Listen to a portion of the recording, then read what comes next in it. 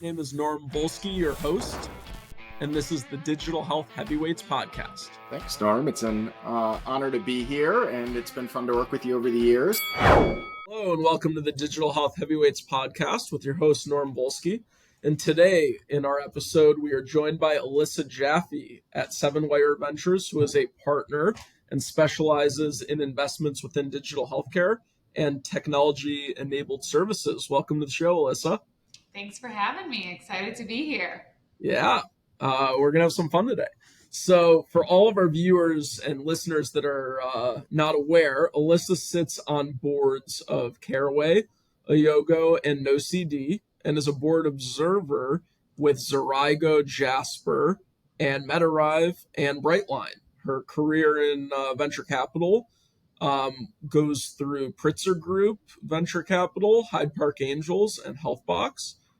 Alyssa is also a co-founder of the TransparentCareer, a company dedicated to helping individuals make informed career decisions, which I'm a very big supporter of. So, Alyssa, thank you for joining us. And, there's a lot of listeners that can't wait to hear your story. So in terms of, your career, a lot of it's been spent in healthcare. What inspired you to, enter the healthcare space? Yeah, I've spent my entire career in healthcare. I am the child of a healthcare parent. My father's an orthopedic surgeon, so I grew up around doctors, around provider practices, hospitals, and became sort of second nature to me in nomenclature. And I always very much was a mission-driven person. So as I thought about my career and really what was getting me out of bed every morning, I've tried different things, I've done different things, but at the end of the day, this is where I want to dedicate my life, is to building and scaling healthcare companies to help really drive impact and empowering what we call informed, connected health consumers, which is empowering people to become better stewards of their own health. I love that. That is really, really good. So your intention was always to go into healthcare from like a pretty young age? Yeah, I think, my first ambitions were to be the president, probably for the first 14 years of my life. Never too late, Alyssa. This could be your campaign line. I know. That podcast. ship has sailed. Okay. But, I think when ambitions of what that meant were a little bit different, and then really pivoted more, always had a vision for business, and was always very entrepreneurial. I'm one of 5 kids. I thrive in a chaos environment. But for me, again, just the application of that, being in an industry that really makes an impact and really drives opportunity for so many people was where my passions lie. So my first job was in healthcare, and I haven't looked back. I love that. I had a similar upbringing. My mom was in nursing leadership. She actually was the dean of nursing at University of Cincinnati for a while. And before that was the dean of nursing at UMass Boston. So at the dinner table, growing up, when she was at Kent State at the time, as an associate dean, she, was always talking healthcare at the dinner table. And, she's really well known in the dean of, nursing community. And my dad was a medical malpractice attorney. So like between those two, that's all we talked about at the dinner table was healthcare. Yeah. So, I had a good predisposition to being a, healthcare technology recruiter later in life. So, a lot of that early education, definitely suits us both well later in our careers. So, walk me through, you joined the advisory board, which is a company I have a lot of respect for. I think some of the best talent, some of the most strategic thinkers in healthcare kind of start at advisory board.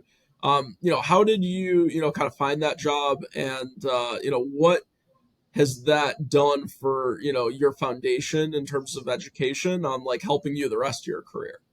Yeah, I owe so much to the advisory board. It was such a wonderful place for a number of reasons. First being, it created a foundation for me, an education of healthcare business that is unparalleled, I think, in any other type of company. They really bring you in and teach you not only how to speak the language, but really how to embody the values of the business. And at a very young age, they gave me a ton of responsibility. I think when I was 23, they put me on the road, and I was traveling in a different city every single day, meeting and presenting to hospital executive teams, full boardrooms. And I wasn't even old enough to rent my own car. They had to pay extra insurance for me so that I could rent a car. And yet I was old enough and given enough responsibility to be able to be a conduit of the messaging of really the consultative approach to educating healthcare providers and executives. And you mentioned, that for me, the second reason is the people. I mean, the people are just unbelievable. To this day, my advisory board network continues to be so strong. I love going to the big conferences. We always do an advisory board reunion. It's just unbelievable to see all of the things that advisory board alumna and alumni have accomplished. Given the where we were and being in the trenches, for me it was such a wonderful place because it wasn't just my job, it was my friends and my family. So it was my whole life. Like, I was on the road by myself a lot, and it was really challenging to figure out, someone who loves to be surrounded by people, to figure out how to be successful being alone a lot. And then I would come back and I would come to the office, and it was like this wonderful place of all the people that I loved and cared about. And so there's just very few corporate environments that are like that. There's very few companies where you genuinely feel that the people are your friends. And now decades and decades later here, I still retain those friendships. I've hired people at my companies for former advisory board colleagues. And so I'm very grateful, as I continued to scale, I had tremendous opportunity. And my job was to launch new technologies. So I took new technologies to market, relaunched technologies, really thought about, what was resonating, what feedback were we hearing, did solution selling, worked with teams to figure out what is the cohesive strategy that's going to drive the most impact predominantly for health systems. I love that. I'd say one of my 5 or 10 top placements in my entire career was actually my second placement at Lavango. Stephanie Gutendorf, who ended up running Medicare for Lavango. So, she's probably, someone that, really benefited from her advisory board experience, and, just amazing what she's accomplished since. So, yes. Small world. I think that's where our connection comes from. I used to do a lot of recruiting for Lavango, and that's how I know the 7Wire folks. And that's how, we kind of met originally. Awesome. Well, she's great. She's a great friend. She's listening. A wonderful person and an unbelievable healthcare mind. So I love that. So walk me through, these meetings you were doing with hospital executives when you were 23, like you were on your own, you were alone, no one was with you from your team? Yeah, so either I was on my own or there was one other person with me. Team selling is really impactful. And so having somebody else I really loved, but we would sort of crisscross the country and show up and in different cities with different people. And it was really, typically it was C-suite executives. It was, ideally a full executive team there. I did a lot of the technology launches. And so really talking through the value and the benefit of implementing and utilizing these technologies and how to think through whether it's a de novo technology, whether it was a relaunch technology, and then also did a number of things on the research side to drive value there. Love that. What gave you the confidence, with like a year of training under your belt and presenting to a room probably of people twice your age, if not more? Like, what gave you that confidence to be able to, do that and obviously do it successfully? Yeah, I think that's a little bit of nature versus nurture. I think the nurture part is there's a lot of tactics around communication style that the advisory board was really helpful in training around how to frame a message, how to deliver it. And again, a lot of it wasn't me telling them what to do, it was me asking them questions and really trying to better understand their needs and what were the right solutions for them. It was very, again, consultative. It wasn't just shoving one thing down their throat, but really trying to better understand how we could be most helpful for them and the needs that they had. But the nature side is more just a bit of fearlessness of I have a lot of comfort in doing that. I think I mentioned I'm a thrive in chaos person. You know, Mm-hmm. my number one strengths finder is winning others over as a woo. So like I love to convince people of a world and a vision that I see and help bring them to my side. So I think I gained a lot of just momentum from having that type of inclusive dialogue and really important dialogue. And I'm just very grateful. You know, there's just not that many places that, and again, I was at the advisory board for a long time, so I wasn't always 23, but, you know, Mm-hmm. from a young, to allow somebody with limited experience to be in market and being a steward of the messaging that we were delivering was really, you know, was really empowering to me too, that they gave me that level of trust. And then I proved that that trust was warranted. Yeah, a lot of people who view and listen to this podcast are, people who are in their early career, within digital health. And I think that's a great lesson. Like, age is just a number. If you come in and, get trained and you really study up and you have a lot of self-confidence, like, there's nothing stopping you from being really effective and being able to bring a lot of value. And I think, it's a great lesson for people trying to build a reputation and a career and eventually want to be a digital health heavyweight, so to speak. It's just like getting started and being fearless is a really huge head start, and not just waiting for someone else to give you an opportunity, kind of creating your own, I which think is that's really, right. really nice. There's so many So people in this life that will tell you no. Why are you going to be one of them? Um, I think that you can't be. You have to be the one that believes in yourself and believes in your capabilities and, you know, trusts your judgment. Like I think that there are people way younger than me and way older than me that have brought so much wisdom and taught me so many unique things that that I would have never seen if I wasn't open to listening to what they had to say.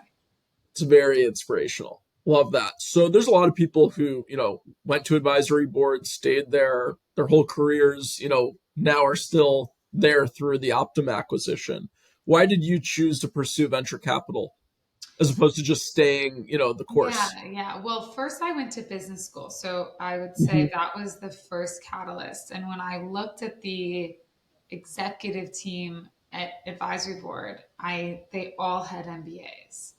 And I asked a lot of them, like, oh, and everyone's like, oh, don't go to business school. I don't know if you need that. But, and then I started to look around at other companies and I started to, do my own research and realized, I spent, in the advisory board, they give you a lot of autonomy to sort of run your mini business. So I was running my little business um, in the context of a much bigger business. But what I didn't have was, really the full 360 of what it was like to be a true manager of a business. And so, and I thought this, that was really something that I needed. And a good friend of mine from the advisory board actually had gone to another top business school, and I called him up and I said, tell me kind of how this worked and your path, and realized, and this is actually the advice I give so many people. As I say, he sort of said, look, here's my advice, but until you take the GMAT, we shouldn't talk. And I say this too, like it's such a hurdle of, do you really want to do this? And remember, I was flying every day. And this was the time when none of the GMAT prep was online because airplanes didn't have Wi-Fi. And so Yep. I would take the giant GMAT books and I would sit there and the plane, or I'd wake up at 5 a.m. and I would study before my flight or whatever it was. And that is how I studied. I ended up, obviously then going to University of Chicago to Booth. And Hmm. that really was the catalyst for me transitioning into venture capital. I didn't grow up as a little girl dreaming of being a VC. It wasn't, Yeah. no one taught me what that was. Nobody, I commend all of the undergrads that come to me and ask me about venture because I surely was very well behind that. And I took a course called Entrepreneurial Discovery, and I realized that one of the professors said, "Hey, like I think you might be really good at this. Like, it seems like you really like this, and it seems like you Hmm. sort of have a talent for this." And I said, I really love this. Like, it really just changed the course of my career. And so, no, it wasn't years and years of meticulous planning. It was, I'm someone that I'm decisive. So when I see something and I make a decision on it, and that was it. And, a lot of folks ask me, like, well, what if you didn't get a job in venture? What was your plan B? And I said, I didn't have a plan B. Why would I need a plan B? Like, I Yep. don't, that's not how I work. So, I sort of fell in love with the entrepreneurial venture ecosystem, that there was such a symbiotic relationship between the two, um, and decided that this was something that I was going to pursue, that there's a lot of my skill sets. And again, at the time, this was just over a decade ago, I was not an investment banker and I was an operator. And at the Mhm. time, and being an operator was actually not a good, like, that wasn't a good thing. You were a banker before, or maybe in PE before you were in VC, which is so funny today. Now it's obviously very different. But Yeah. I had a lot of people tell me that I wasn't gonna be successful pursuing this career. And then it Which probably only made you more driven to prove that them is wrong. correct. That is Yeah. correct. If you tell me no, then I just cannot wait to show you, to prove you wrong. So I ended up um, getting two opportunities in venture. I was very grateful for, two smaller early stage funds, and then I ended up actually starting a company. Um, we raised just under $1 million, so small round, but did raise venture capital dollars. Pitched many VCs, of whom I work with today. And then I later ended up transitioning to the board. We actually sold that company, and I went to work for the Pritzkers, so JB and Tony and their fund, and that was my first real very large institutional investing job. And I spent a number of years there until I came over to Seven Wire Ventures. Excellent. Safe to assume that when you were at Booth, more time in the library, less time having fun than when you were at Wisconsin. So I worked a lot at Booth, actually. Okay. That was like, if you ask me where I spent most of my time, I like to say to folks, like, I worked for free for everybody. I was Yeah. so far in the spider web in venture, like somebody had to hire me. And that's really how it happened. When the Pritzkers started asking around, like, who should they hire? Um, and they went to all the top business schools, like every person at Booth said, you got to talk to this woman, Alyssa Jaffee. And Yeah. so, um, I think for me that's where that type of dedication and time was very well spent, in what it ended up lending itself for my career. That's great. And I think what you mentioned earlier is like a common theme of a lot of ultra successful people. You pretty much said like I only had one plan. Like it was plan A and then there wasn't any other plan. There's like a saying where it says like how do you make sure you succeed, you burn the ships. Like you don't let like there be another option. Like No, how does like the you know folks that were exploring new lands, like how did they go and persevere? They burned the boats. Like they just said, hey, we're either going to live here and figure out a way or we'll die here, but there's no in between. I think people that truly commit themselves to a purpose, to a mission, to a career, are the ones that excel. The people that are always looking for greener grass, those are the people that sometimes get distracted quite a bit. So very, very, I do very like that analogy, inspirational. but I will also, I mean, absolutely, I was ride or die, and Mhm. I don't really like to give myself alternative options. However, it is absolutely worth mentioning that I have privilege, and I had an MBA from one of the best business schools in the Mhm. world. Like, if it didn't work out, corporate America would welcome me back with open arms. So Yeah. it's not that I didn't have, I chose to give myself no alternatives, but, but I do recognize the difference of, my setup, compared to what some others may be going through. Yeah. No, of course. Makes a ton of sense. What are some of your guiding principles that you started with at at Pritzker that you've kept since that has allowed you to be successful, in this Yeah. venture capital Yeah. community? You mentioned a lot of young people listen to this. So I'll say something that I say a lot that people ask me that I did in my youth, that I still do today, honestly. But I think what helped set me apart is, I really, in the early days, I outworked everybody, everybody. Like it is, when today my value as a venture capitalist is my network, right? My value is obviously my guidance, my pattern recognition, my strategic input, but also the people that I can bring to the table, that I can get you in front of any big customer that you want, that our firm can really focus on driving commercial growth, that we have strategic LPs and their relationships that we bring to our companies. But when you're just starting out, you don't really have that, right? You have a lot less of that. And Yeah. so, a lot of young VCs say, like, well, what can I do? How can I compete? How can I win? And my answer is, you can be the first call, like, because you will always answer, because you are always there. You will always text back immediately, email back immediately, answer your phone, that you will dive into the trenches, that you will build that model for them, that you will cold call, you will do anything that your companies need to make them successful. And look, like the company that I started, we had that mantra, my co-founder and I, like, we were just going to outwork everybody. And I think that it's the same in venture, is that if you sit in your ivory tower and you wait for deals to come to you, like, that is not a great way to start a career.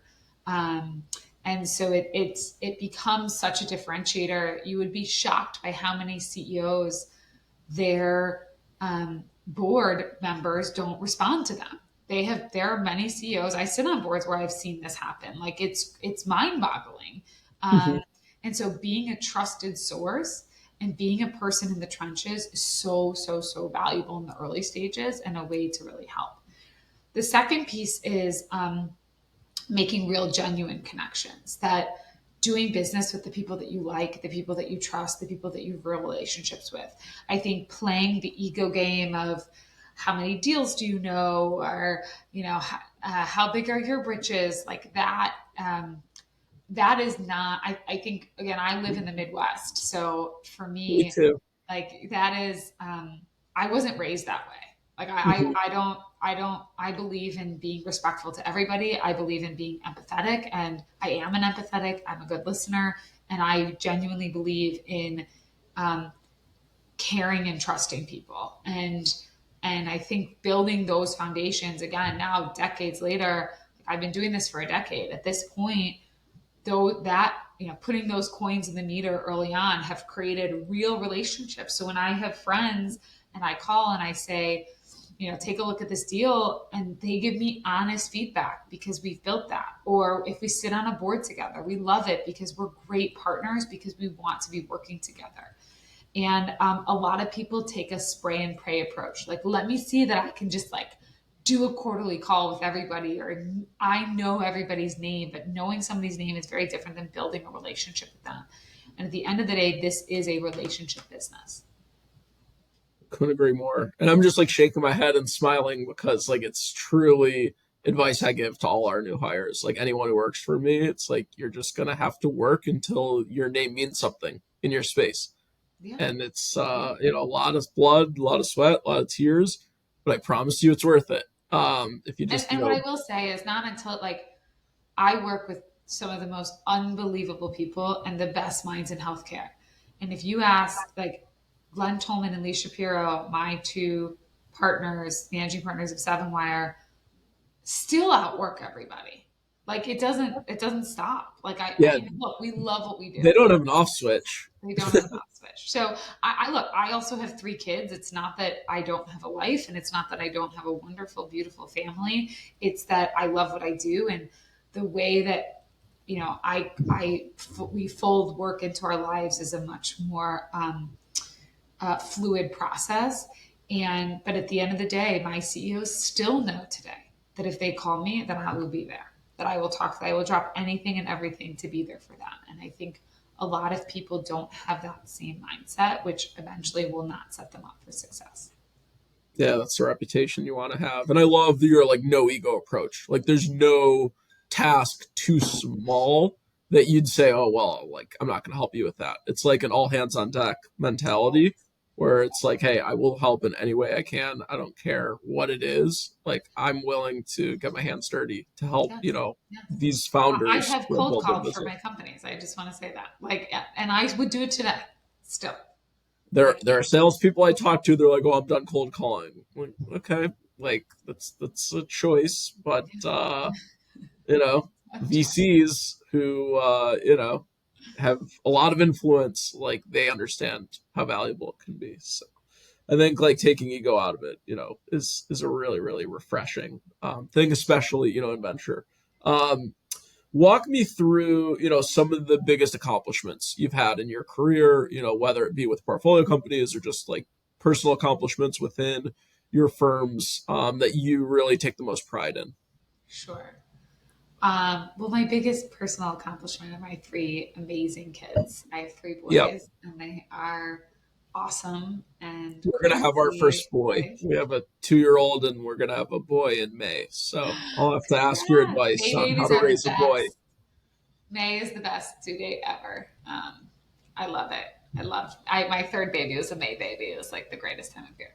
Um, so look, I'm extremely family oriented. I care a lot about my marriage, my kids, my family. What we're teaching them, what we're imparting on them, and that is always going to be the most important. If you ask professionally some of the accomplishments, a couple is obviously starting a company was really hard and really different, and we did everything and anything possible. And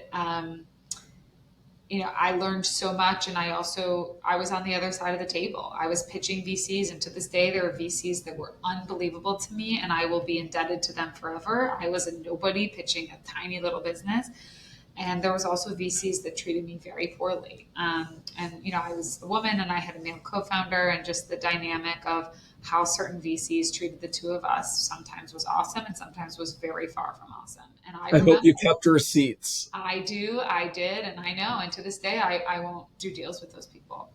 Um, and so that I think was one of the life changing experiences for me. Um, Another was, I'd say what I would say was very well deserved, but a cool moment is my partners promoted me to investment partner 2 days before I delivered my second baby. Oh wow. So it was like, I was 9 months pregnant. They asked me to come into the office. I was like, it's so much pain. Um, and they gave me the news, which was, just speaks to the level of, I think, their character of recognizing hard work and how much work I was doing. And obviously I was extremely pregnant and still, contributing a lot to the firm. And I think the fact that they said, we're not going to wait and we're going to do this now, because she's earned it. It was just really, just a wonderful moment. I think solidified why I'm really going to be here forever. I hope And they gave you like a rain check on the champagne toast. yeah, yeah. Well, at that point, the baby's cut. No, yes, they did. They were great, and it was nice. And then we didn't actually know I was delivering 2 days later, but I did. Yeah. And then, probably the third piece is we invest in so many companies that are unbelievable. I love watching so many of them grow. But I got the opportunity. Lee and Glenn have started some amazing businesses like Lavango. And I got the opportunity to start a business called Caraway. And alongside my partners and my team, really spent a year building a business focused on Gen Z women. So how can we help young women gain independence and agency in their healthcare journey, really starting on college campuses? And we have an amazing CEO now, Lori Evans Bernstein. The business ended up raising their Series A from two incredible firms, from Google Ventures, GV, and Mavron, and really is off to building something very powerful. That experience was, I did that while pregnant with my third baby. So I really like to throw things on the pile during those pregnancies, but it was really fun. It was just so professionally rewarding to see what was an idea, and just a problem that I couldn't get out of my head. Like, why is nobody helping young women? Like, why are there no companies focused? And then finally saying, you know what, we're going to do it. We're going to build it. And so we did. Good for you. I love that. That's really, really great. Explain to our listeners and viewers the differences between an early stage VC and a later stage, because I think from my understanding, Seven Wire usually stays between like seed and series B. And then like there's other funds that really, are a little bit more focused on like, hey, let's get a series B through, to an exit. Just kind of walk us through like, what does it take to be really successful at a firm like yours? And like, what are some of the things you look for in later stage investors that you partner with, that you will tell your portfolio companies, hey, you need to look at these handful of funds for your next handful of rounds? Yeah, it's all fluid. So I mean, for us, what's interesting is while we will come in at the early stages, we typically stay on boards through the Mm-hmm. life of the business. We almost never roll off. So we do have to be able to support a company throughout. So I do think it's important foundationally. Like some seed funds will be like, you don't even have to know finance because, we don't follow that same philosophy. Like we really want people to understand how to build the foundations of a business because Mm-hmm. data is incredibly important as you think about the influence the data can have in driving key values and metrics and keeping on track to what we're building. But a lot of what we do, obviously, in the early stages is helping companies on team and helping companies on driving commercial traction. So, for us, Cigna, for example, is one of our fantastic strategic LPs. And, if Cigna came in tomorrow, like, would you thrive or would you be crushed? And that's kind of the difference. Like, I want to make sure if I bring those opportunities to the table that you can really take them on and run with it. And so Yeah. we focus a lot on driving commercial growth. We focus a lot on sales efforts. We will pivot businesses, so we're very thematically driven. We spend a lot of time thinking about where the market opportunities are and where we think there's white space, and so we will take companies like Jasper, that was a direct to consumer cancer care registry, and pivot that into B2B2C. We brought in Alan Pellegrini. We look to scale that business. NOCD, we helped Steven transition that also D2C into B2B2C business. Now doing incredibly well today. So we'll continue to focus. I can give a number of examples on bringing more creativity, and I think it's a lot easier to bring that creativity in the earlier stages. In the later stages, we can go. We typically we have a vehicle. We can go up to a Series C, but we'll typically end there, and then we just have reserves that continue to support companies. The later stages are going to be a lot more about true scalability. The flywheel is fully working, and you're just trying to put money onto it so that it goes faster, right? That it builds more. A lot of the leadership team is typically in place. You have a number of commercial contracts. You're looking to grow and expand them, and so I think you're always looking in terms of boards. You're looking for people that have the relationships that can drive value. You're looking for people not only have commercial relationships, but also exit relationships. So on the M&A side, when it is time to think about an exit, can they really help drive those opportunities? And then you're looking for people that have strategic value, because a lot Mm-hmm. of the beyond Series B becomes trade-offs and questions about where you're investing, where you're expanding, where you're scaling. At Lavango, it was really about, we built diabetes, and then Glenn saying, okay, now I want to expand to other chronic conditions. And so how do you think about that expansion? What's the right way to do that expansion? How do we make that the most successful? Obviously taking a business public, merging it with Teladoc, all of those things come with real insight and expertise, and require people that have done that before. Luckily in that case, obviously Glenn had done those things before, Yep. but it's really valuable if a CEO hasn't, to have a board around the table that can really support. Yeah, because with Lavango, with a couple acquisitions and then an in-house build, you really became a platform. Like, obviously, diabetes to start. You acquired Retrofit for obesity. You acquired My Strength for mental health. You built the hypertension solution in-house. Like, those were all decisions that I'm sure, the entire group at Seven Wire and other investors were, very, very focused on. Yeah. So that's great. You've seen a lot of investment pitches over the years. You've been doing this well over a decade. Kind of walk us through, any company that you met where immediately at the first pitch, like you were just like blown away and you were all in. you said you're very decisive, and like, what did they do in that pitch strategically that got you so excited that other groups can, kind of mirror as they're maybe trying to get, their seed or series A right now in a Yeah. pretty, unique condition? So I mentioned that we're a thematic investor. So I typically know what I'm looking for and I'm just trying to find it.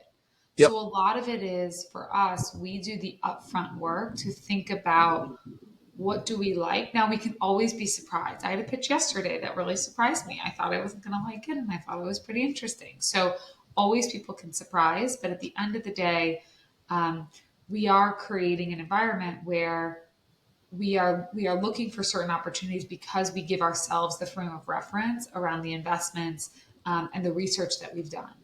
What makes a pitch stand out? So you typically have 30 minutes, and I think one of the challenges entrepreneurs have is really streamlining down their messaging. They have the curse of too much knowledge, and so Yep. they spend 28 minutes just trying to word vomit everything they possibly can to you, versus you're telling a story. You're telling a story about what resonates with me. Founder market fit. Why you? I get it. Diabetes is a huge problem. I get it. Mental health is a huge problem. Obesity, pregnancy, oncology, right? Those are slam dunk problems. There's other problems that it's more educating on, but a lot of healthcare is like, we get the problem. Why Yep. are you and your leadership team the right people to solve it? You're not just here to make money. You're here because you cannot be anywhere else. The CEO of NOCD, Stephen Smith, has obsessive compulsive disorder. He has a severe mental illness. He spent his whole life, it totally derailed him. He got his life back on track. And he's like, I never, ever, ever want anybody to experience this again. That drives you more than anything else. And it's finding that founder market fit and then the story of what it is that you do. To walk me through, again, we invest under a thesis we call the informed connected health consumer. So everything we do is all about helping people to become better stewards of their own health, thinking about healthcare technology and services, meeting people where they are. And so tell me about Norm, your consumer journey. You sign up for Jasper. Tell me what happens, right? You just got diagnosed with cancer, a life-changing diagnosis that Yep. is, you now have 5 new providers, and this is going to be years, if not decades of your life. Like, tell me how that works. And I think that what pitches really should be is a really interesting story that they're telling. And that story should be told within the first 7 minutes, 10 minutes. And the rest of the time should be a discussion and a dialogue. If we have a conversation, if we pitch for 30 minutes and I don't ask a single question and you don't give me the opportunity to ask a question, that pitch did not go very well. Yep. And I think there's a misconception about pitch, that pitch is actually dialogue. It goes back to the advisory board days. Like, my job was to have a dialogue with health system executives to better understand their priorities, to find what is the right solution for them, to help them be the most successful. And it's the same thing here. It's our job is to have a dialogue to figure out, do we think that this is a mutually and really interesting opportunity? Yeah, same in my business. If I'm talking to someone and it's like we're telling them how great we are the whole time, that's not good. Like, we want them asking a lot of questions about like our process and our network and what our area of specialty is, all that kind of thing. If you're not getting interaction, you're probably not all that interested at the end of the day. So what are the things you look for in a founder? I think I've met a ton of founders over the years, some of them ultra successful, no two are alike. What are the things you look for that are must-haves? Yeah. So founder market fit is one, right? That you're doing this beyond trying to make money. You got to Yep. be. Healthcare is too hard. Number 2 is I personally gravitate towards hustle founders. Like, I'm a hustle culture person. I'm an always on person. I love founders who won't stop. Like, founders that just like you say, hey, I can introduce you to this person. 5 minutes later, there's an email in your inbox. Hey, Alyssa, can you introduce me to that person? Like you said, like, I love a high sense of urgency. Yeah. And coachability. Like, this is hard. This is hard to build companies, and your company will change a multitude of times, which requires you to change a multitude of times. And the best founders are the ones that don't bring ego.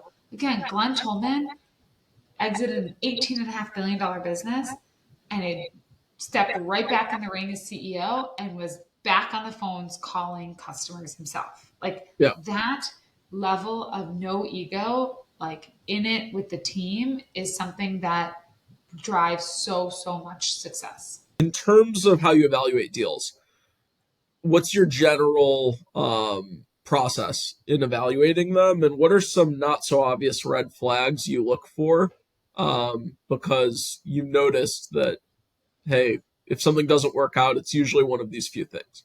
Yeah. Um, well, I will say we joke a lot. Like in the beginning, you're in business school, you talk about venture, and it's like you learn it's all about the team. Then you get in venture, and you're like super in the data, and then you spend a decade, and you're like, wait, nope, it's all about the team. Yeah. So I think that people make such a big difference in this business, and the hard part is that not all people are right for the business at the right time.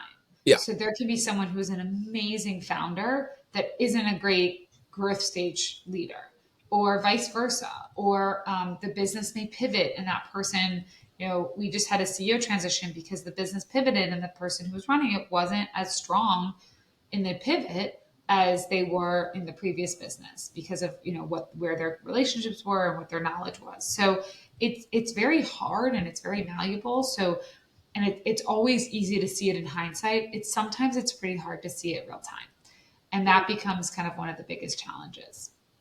When I evaluate companies, I really look for how if a company and a solution is solving an actual problem.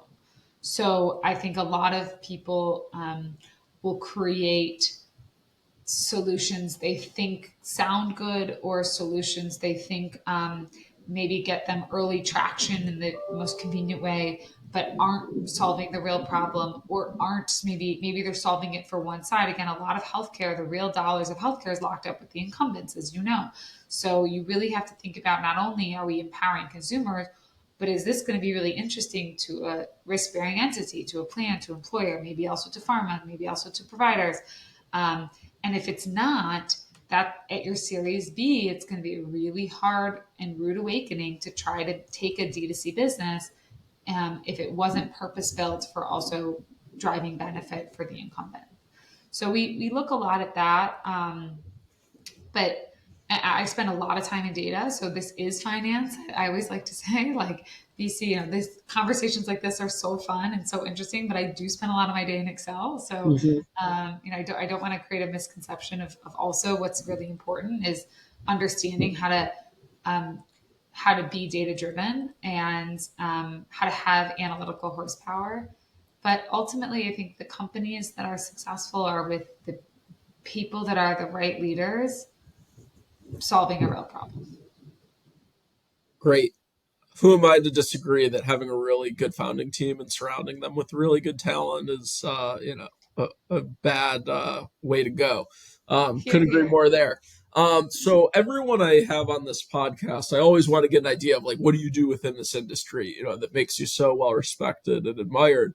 But at the same time, like, what do you do personally, that, allows you to feel like, hey, I preach it, but I also practice it as well. So, like, how do you, in a stressful job, you have 3 kids, you've, got all these commitments you have, how do you stay sane? How do you stay healthy? How do you, keep it very, clear between the ears? Yeah. Well, I'll answer this in two ways. I'll answer it professionally and then some of the personal things I do. But work, when I started my career, work and life were the same at the advisory board. And then work and life really diverged, Yep. and they were very different. And now today they've come back. And I am very good friends with people I do business with. And that helps. I'm good friends with our founders. My team. I love my team. Like, I work with unbelievably smart, talented people. And so work doesn't feel like the kind of friction that many people feel, because I love what I do. Like, I Yep. love this. It's like, it's addicting. It's like, I get to see the future every day. I get to meet some of the most fascinating people in the world. And And so I do think one of the ways to stay sane in careers is to not feel like two different people all the time. And look, a lot of this has been a leap of faith for me. Like, I am a working mom. I, invest a lot in underrepresented populations. I care a lot about, for example, women's health. And I've made the choice to put that voice out there publicly. And that's scary to do that. But it's who I am. So that I'm not one person and one person, but I am this whole. Yeah. And my whole is the sum of those parts. So I do think that finding a bit more comfort in that in the mesh of life and work, at least for me, I still have to create boundaries. Don't get me wrong, but at least for me, has created less friction. I What I love do, that you're like talking about like-minded people. Like if you yeah, felt you were carrying more weight than others on the team, that creates friction. But if everyone's like sprinting, running in the same direction, as ambitious, as focused, it's a lot easier, to yeah. I work mean, at Glenn that doesn't level. sleep, so like I'll never actually. I have to sleep, so by Yeah. nature, I'll never outwork Glenn because he only sleeps 3 hours a night. Absolutely. I mean, we have an amazing team. We are so mission driven. Like, we set out to build this thing because we care, because we want to spend our whole lifetime and many lifetimes over changing healthcare. What I do, I also like. I have found things for me that I enjoy. Things I do with my spouse. I play tennis. I play golf. When he and I get like a quick like afternoon escape in the summer while the Hmm. kids nap or something, or they have some downtime. I do some exercise that I like. That's kind of like more strength. That's really interesting, and it's just fine. I spend time with my kids. Like, no matter, we could be, I was on the main stage of Health with Howie Mandel, a world famous comedian, and Yep. I'm getting mic'd up and I'm texting because one of my kids was sick and I'm trying to figure out like getting them a prescription. So, kids will bring you right back down to earth very, very quickly. I wasn't raised to have a big head, but I'll never get a big head because my kids will keep me quite grounded. Yep. That's great. So you play tennis. Did you fall into the pickleball craze or no? Oh, I'll play sometimes. Like, it's fun and it's active. I do this. You can probably cut this part out. I do this like Pilates workout called Legree that's very strength based that I really like. That's more that makes me feel very strong. And after 3 kids, it's really nice to feel strong. Love that. If it was you and Robert Garber versus Glenn and Lee, who would win on the pickleball courts? Ooh, well, Glenn and Lee have better endurance than we do because they both run and I don't run. Yeah, they have their famous So I running guess the meetings. question is, you know, do you need more endurance or strength? So strength, maybe Robert and I, and endurance, Glenn and Lee. Okay, fair enough. And then, in terms of just any healthy recipes, you have, young kids, you definitely, I'm sure, want to instill not only work ethic, but like how to also live a healthy life and, set a good example that way. What are some of the most healthy, popular recipes in the Jaffe household? Oh, I'm a huge cook. It's like if you ask me my number one hobby, it's cooking and it's Yeah. hosting. So we hosted 30 people for Thanksgiving. I host Wow. dinner parties. My husband and I make a tasting menu every year, like our own. So I love food. I live for food. It's my favorite hobby. So you asked healthy. One of the things that I always say to other working moms or parents, people that have busy lives, or you don't have to have kids, just are looking for healthy. I'm like a big believer in things that can be cooked in the slow cooker in the crock pot. Okay. So I will literally throw chicken thighs, vegetables, and broth, and it makes like the most unbelievable. You just put it in the morning. You are done at work, in the evening, and it's like the best chicken soup ever. Nice. You don't even have to put noodles in there or anything. So it's great. Alyssa, thank you for joining us on the Digital Health Heavyweights podcast. Really enjoyed it. This was one of my favorite episodes, and thank you so much for joining, and have a good day. Thank you for joining. Please like, comment, and subscribe below if you enjoyed it.